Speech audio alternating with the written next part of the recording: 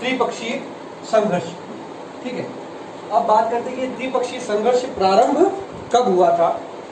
तो इसका प्रारंभ हुआ था 8वीं सदी में। त्रिपक्षीय संघर्ष का प्रारंभ कब हुआ था, तो 8वीं सदी में इसका प्रारंभ हुआ था। नेक्स्ट बात करते हैं इसी में, अब ये हुआ क्यों था,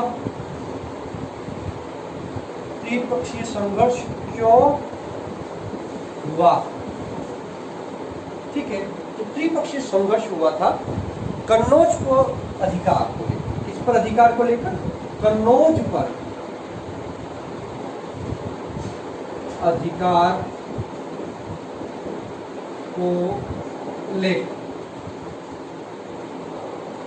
कन्नौज पर अधिकार को लेकर त्रिपक्षीय संघर्ष प्रारंभ हुआ था। आपको बता देता हूं पहले कि जिस तरह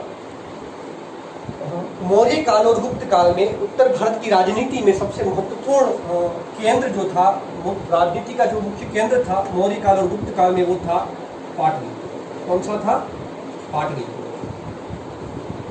उस पाटलिपुत्र का स्थान हर्षवर्धन के समय में, किसके समय में, हर्षवर्धन के समय में कन्नौज ले लेता है। यानी हर्षवर्धन के समय उत्तर भारत की राजनीति का मुख्य केंद्र हो जाता है कन्नौज। कौन सा हो जाता है, कन्नौज।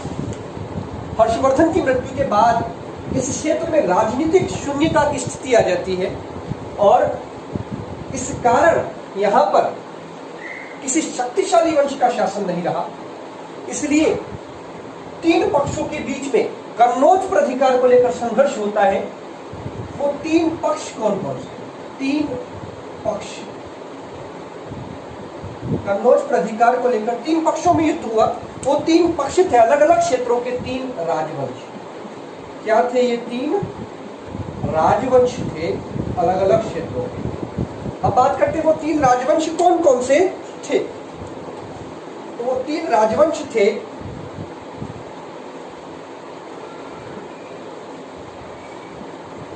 पहला था पश्चिमी भारत का गुर्जर प्रतिहार वंश, जिसको हम राजस्थान से शामिल कर सकते हैं, पश्चिमी राजस्थान। हालांकि पश्चिमी राजस्थान से ये बहुत विस्तृत हो गया था इनका क्षेत्र, ये उज्जैन तक चले गए थे इस वक्त तक। तो पश्चिमी राजस्थान के अंतर्गत एक वंश था गुर्जर प्रतिहार वंश, गुर्जर प्रतिहार वंश। दूसरा पक्ष था पूर्वी भारत के यानी बंगाल के पाल वंश। बंगाल का कौन सा वंश, पाल वंश। पश्चिमी राजस्थान का कौन सा वंश, गुर्जर प्रतिहार वंश। बंगाल का पाल वंश। और दक्षिण भारत का, दक्षिण भारत का महाराष्ट्र और कर्नाटक के आसपास के क्षेत्रों में इनका अधिकार था, वो थे राष्ट्रकूट। दक्षिण भारत के कौन थे, राष्ट्रकूट। ठीक है, इन तीन वंशों के बीच में त्रिपक्षीय संघर्ष होता है कन्नौज पर अधिकार को लेकर। ठीक है, तो यहाँ के कौन थे, गुर्जर प्रतिहार थे। ठीक है, यहाँ से कौन थे, राष्ट्रकूट थे। यहाँ से कौन थे, राष्ट्रकूट थे। और यहाँ से कौन थे, पाल। बंगाल के कौन थे, पाल। ठीक है, और कन्नौज कहाँ पर था, लगभग यहाँ पर, वर्तमान उत्तर प्रदेश में ये कन्नौज आता है लगभग यहाँ पर। ठीक है, इस पर अधिकार के लिए संघर्ष होता है। यहाँ है कन्नौज, यहाँ से गुर्जर प्रतिहार अटैक करेंगे, यहाँ से बंगाल के पाल अटैक करेंगे और यहाँ से दक्षिण भारत के राष्ट्रकूट अटैक करेंगे। यहाँ क्या है, कन्नौज। क्या है, कन्नौज। ठीक है, अब देखते हैं कि इसकी शुरुआत करता कौन। तो त्रिपक्षीय संघर्ष की शुरुआत करने वाला जो था, प्रारंभकर्ता जो था, वो प्रारंभ करता था गुर्जर प्रतिहार वंश का शासक वत्सराज। वत्सराज आपने पढ़ा होगा, इसी के राज दरबार में कोलेमाला ग्रंथ का लेखक उद्योतन सूरी निवास करता था।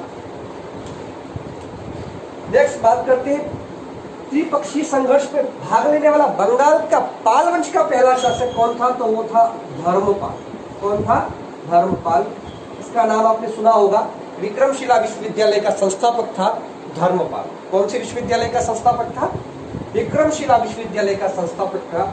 और राष्ट्रकूट वंश का पहला शासक जिसने त्रिपक्षीय संघर्ष में हिस्सा लिया वो था ध्रुव प्रथम। कौन था? ध्रुव प्रथम। ठीक। अब देखो प्रश्न कहां से बनता है। पहला प्रश्न सीधा सा बनता है कि त्रिपक्षीय संघर्ष की शुरुआत किसने की थी? तो वो की थी गुर्जर प्रतिहार वंश के वत्सराज। ठीक है। अगला प्रश्न बन सकता है त्रिपक्षीय संघर्ष में हिस्सा लेने वाला पाल वंश का पहला शासक कौन था? तो वो धर्मपाल था। लेकिन इन सबसे ज्यादा महत्वपूर्ण प्रश्न बनता है दक्षिण भारत का पहला शासक जिसने उत्तर भारत की राजनीति में हस्तक्षेप किया तो वो कौन था? ध्रुव प्रथम। या त्रिपक्षीय संघर्ष में भाग लेने वाला राष्ट्रकूट वंश का पहला शासक कौन था? तो वो था ध्रुव प्रथम। कौन था? ध्रुव प्रथम। ठीक। ये सामान्य सी बातें हो गई है। नेक्स्ट बात करते हैं कि ये त्रिपक्षीय संघर्ष लंबे समय तक चलता रहता है। नागभट्ट द्वितीय आएगा, मिहिर भोज आएगा, महेंद्रपाल आएगा, महिपाल आएगा, इनके समय संघर्ष चलता रहता है। इस दौर में राष्ट्रकूट वंश का एक शक्तिशाली शासक आता है गोविंद तृतीय। कौन आता है? गोविंद तृतीय। और यहाँ पर शक्तिशाली शासक आता है नागभट्ट द्वितीय। नागभट्ट द्वितीय कुछ समय के लिए कन्नौज पर अधिकार कर लेता है और कन्नौज को गुर्जर प्रतिहार वंश की राजधानी बनाता है। लेकिन थोड़े ही समय बाद वह राष्ट्रकूट शासक के गोविंद तृतीय से पराजित हो जाता है। कौन? नागभट्ट द्वितीय, गुर्जर प्रतिहार वंश का जो था वह। लेकिन फिर भी क्योंकि राष्ट्रकूट दक्षिण में थे, उनकी आंतरिक समस्याओं की वजह से गोविंद तृतीय को वापस जाना पड़ता है। इस वजह से पुनः गुर्जर प्रतिहार शासक कन्नौज पर अधिकार कर लेते हैं। प्रश्न यहां से एक महत्वपूर्ण प्रश्न बनता है, कन्नौज को गुर्जर प्रतिहारों की, कन्नौज को गुर्जर प्रतिहारों की राजधानी बनाने वाला, राजधानी बनाने वाला पहला शासक कौन? कौन था? तो वो था नागभट्ट द्वितीय। कौन था? नागभट्ट द्वितीय। ठीक है। नेक्स्ट बात करते हैं आगे। अंतिम रूप से विजयी कौन रहते हैं? गुर्जर प्रतिहार। त्रिपक्षीय संघर्ष में अंतिम रूप से विजयी कौन रहते हैं? गुर्जर प्रतिहार। ठीक है। गुर्जर प्रतिहारों की दो चार बहुत महत्वपूर्ण बातें आती है, वो भी यहीं पर कर लेते हैं हम। महत्वपूर्ण बात आती है, गुर्जर प्रतिहार वंश के समय दो महत्वपूर्ण विदेशी यात्री आए थे। एक तो आया था सुलेमान। कौन आया था? सुलेमान। ये अरबी यात्री, अरब यात्री, अरब से आया था। और किसके समय आया था? तो मिहिर भोज के समय। किसके समय आया था?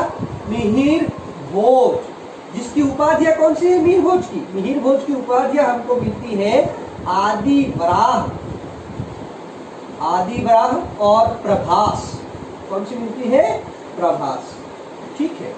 सुलेमान किसके समय आया था? तो मिहिर भोज के समय आया था। नेक्स्ट बात करते हैं विदेशी यात्री दूसरा जो आया था वो था अल मसूदी। कौन था?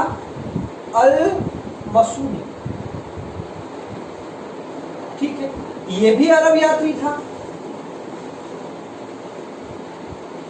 ठीक है। और ये किसके समय आया था?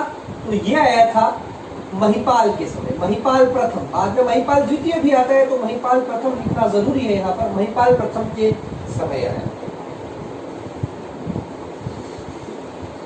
और सुलेमान किसके समय आया था? मिहिर भोज के समय। ठीक है। ये क्या है? इसकी उपाधियां है। इसकी उपाधियां है महेंद्र, अपने मिहिर भोज की उपाधियां है आदि वराह और प्रभास। अल मसूदी अरब यात्री किसके समय आया था? तो महिपाल प्रथम के समय आया। एक और बात करते हैं जो सामान्यतः बहुत बार पूछा जाता है, और वह प्रश्न है कि राजशेखर जिन्होंने काव्य मीमांसा, बाल रामायण, विदुषाल भंजिका ये ग्रंथ लिखे हैं, राजशेखर किस गुर्जर प्रतिहार शासक के दरबारी थे?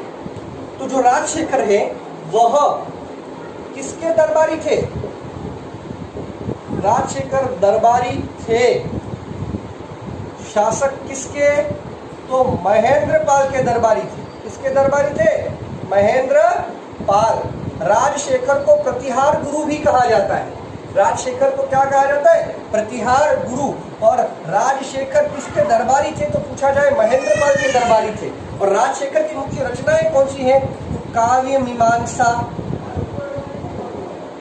काव्य मीमांसा, विद्वशाल भंजिका, विद्वशाल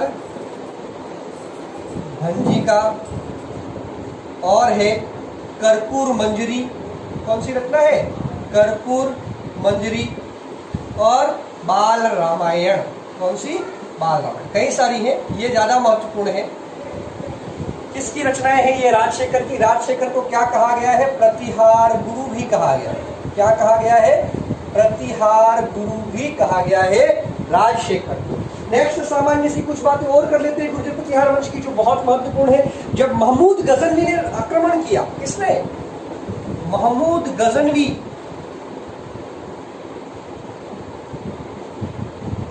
वही महमूद गजनवी है जिसने 1025 ईस्वी में किस पर आक्रमण किया था? सोमनाथ मंदिर पर आक्रमण किया था गुजरात के।